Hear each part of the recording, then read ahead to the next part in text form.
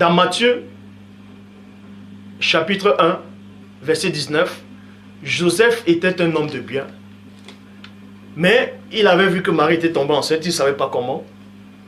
C'est un bon moment pour répudier Marie, pour se séparer, même en étant en colère. Mais Joseph, on vous dit qu'il était un homme de bien.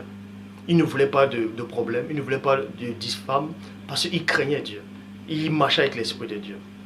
Il a pardonné. Si tu ne te pardonnes pas dans ton cœur, tu ne pardonneras pas à celui qui t'a fait du mal. Pardonne-toi d'abord. La haine que tu as dans le cœur, la rancœur là, elle n'est pas de Dieu.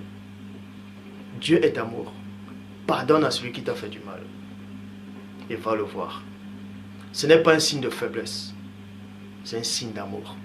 C'est la preuve que tu es agréé par Dieu.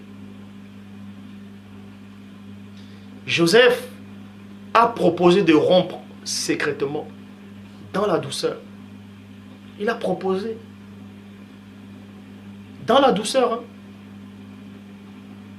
Mais il a fallu qu'un ange apparaisse pour... Vous connaissez la suite. Ceci pour vous dire que dans 1 Corinthiens, chapitre 7, au verset 12 à 13, Bible Parole de Vie, il dit « aux autres ». C'est pour ça que j'aime bien les mots, les langages, les et, les virgules. Paul de Tarse dit ici dans 1 Corinthiens 7, verset 12 à 13, « aux autres, voici ce que dit. Et cette fois, c'est moi qui le dis, et non le Seigneur. » Deux points. Parce que Paul a parlé d'abord de la part du Seigneur en disant, par rapport aux mariés, par rapport au divorce, au remariage, tout ça, il disait que c'est le Seigneur qui a dit, ça s'adressait uniquement à la communauté qui marchait avec Dieu. Vous ne devez pas vous séparer. Parce que vous ne devez pas vous séparer si toutefois vous êtes réellement dans la même foi. Si tu prends une sœur, tu vois qu'une femme elle t'intéresse, tu dis qu'elle croit en Dieu, mais elle est dans une autre religion, et tu sais que dans cette religion-là, c'est un faux Dieu. Mais ne dis pas dans ta tête, tu vas la prendre, tu vas la mettre à la maison, et tu vas la changer. Que tu vas prier Dieu, Dieu va peut-être la changer. Hein. Arrête ça tout de suite. Hein.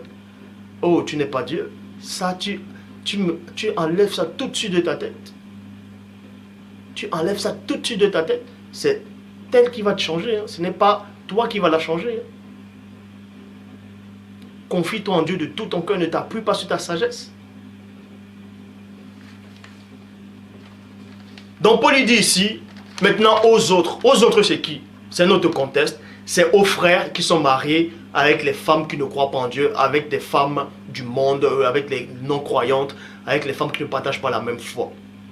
Aux sœurs qui sont avec des maris qui ne partagent pas la même foi, qui ne partagent pas la même communauté. C'est ça que Paul dit ici dans 1 Corinthiens 7, verset 12 à 13, Bible Parole de Vie. Aux autres, voici ce que je dis. Cette fois, c'est moi qui le dis et non le Seigneur. Si un chrétien a une femme qui n'est pas chrétienne, et si cette femme veut continuer à vivre avec lui, il ne doit pas la renvoyer. Remarquez ici que c'est Paul qui a dit ça, ce n'est pas le Seigneur qui le dit. Le Christ ne l'a pas dit. Donc si le Christ ne l'a pas dit, c'est que ce n'est pas dans la pensée de Christ que un croyant habite avec un non-croyant. Ce n'est pas dans la pensée de Christ. Bon, est-ce que Paul ici, entre désobéir, va contre la pensée de Christ? On va vous expliquer. Aux autres, voici ce que je dis. Cette fois, ce n'est pas, c'est moi qui le dis, c'est moi qui le dis et non le Seigneur. Si un chrétien a une femme qui n'est pas chrétienne, et si cette femme veut continuer à vivre avec lui, qui ne la renvoie pas. Si une chrétienne a un mari qui n'est pas chrétien, et si celui-ci veut continuer à vivre avec elle, elle ne doit pas renvoyer son mari. Dans le verset 14 à 15, on vous dit, vous ne savez pas si le mari qui ne marche pas avec Dieu va être sauvé. Non, avant ça on vous dit, le mari qui ne marche pas avec Dieu est sanctifié par la femme qui marche avec Dieu. Toutefois, il faut que cette femme-là soit réellement avec Dieu pour que son mari soit sanctifié. Soit sanctifié en cet instant-là. Mais avec cet homme-là qui ne marche pas avec Dieu.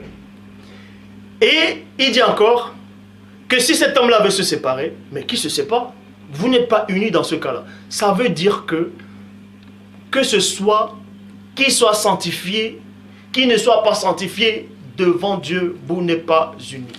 Vous n'êtes pas unis. Pourquoi? Vous n'êtes pas unis. Je vais vous expliquer ces choses. Regardez, je prends l'exemple de Noé, ce prédicateur de justice. Selon la Torah, on vous dit que Noé, Dieu a trouvé une seule personne qui était bon sur la terre. En ce temps-là, c'était Noé. Selon la Bible, selon la Torah, on vous dit que c'était Noé. Mais pourquoi Noé a été sauvé avec sa famille? Parce que sa famille a été sanctifiée grâce à Noé. Mais en sanctifiant, sa famille obéissait à Noé. Ce qui veut dire que si toi l'homme, ou toi la femme, tu as un mari qui est non-croyant, il est déjà sanctifié par toi. C'est-à-dire, il a déjà la protection de Dieu. Grâce à toi. Il a la protection de Dieu. Écoute attentivement ce que je vais dire. Il a déjà la protection de Dieu grâce à toi. À la condition qu'il ne te fasse pas du mal. C'est pour ça que quand vous lisez la suite, Paul dit que si cet homme-là veut se séparer, qu'il se sépare. Vous n'êtes pas liés dans ce cas-là. Cette séparation qui fait en sorte que vous ne soyez pas liés, c'est parce qu'ici t'apporte la tribulation, vous vous séparez parce que Dieu n'est pas là. Mais parce que tu as aimé ton mari, il apprend petit à petit à découvrir, ou ta femme, elle apprend petit à petit à découvrir ton Dieu, et qu'il a la volonté de vouloir connaître ton Dieu, mais qui n'est pas encore à 100%, tu es en train de peut-être de l'apprendre, tu es en train de lui montrer les bases, tout ça. En cet instant, il est sanctifié. Mais s'il lève la main sur toi, il n'est plus sanctifié. S'il t'insulte, il commence à se moquer de ton Dieu, il n'est plus sanctifié par toi. Il n'est pas ton mari. Je te le dis. Ce qui veut dire, Paul ici dit, il s'adressait, il répondait à ceux qui étaient déjà avec des femmes non croyantes. Il n'est pas en train de dire si tu veux une femme non croyante. Mais il disait à ceux qui étaient déjà. Il n'a pas dit à ceux qui veulent des femmes non croyantes. Vous pouvez bien relire. Donc ne dites pas que vous n'avez pas compris ce passage. Vous allez dire oui, mais Paul a dit ah oui, tu veux quand même aller prendre une femme non croyante. Ma voisine là, elle est bien formée, elle est gentille. Puisque la plupart des sœurs, elle est propre, elle sent bon, elle a une voix douce. Je vais peut-être la prendre, la mettre à la maison et je vais prier. Elle est sanctifiée, elle va apprendre à connaître Dieu. C'est pas ce que Paul a dit. Paul a dit le cas où tu vis déjà avec cette personne. Certes, tu peux voir une non-croyante et qu'elle te plaît. Toutefois, ce n'est pas dans la pensée de Dieu qu'un croyant aille avec une non-croyante. Mais si tu vois une non-croyante, elle te plaît. Que de faire la cour et l'amener chez toi et puis prier Dieu, non.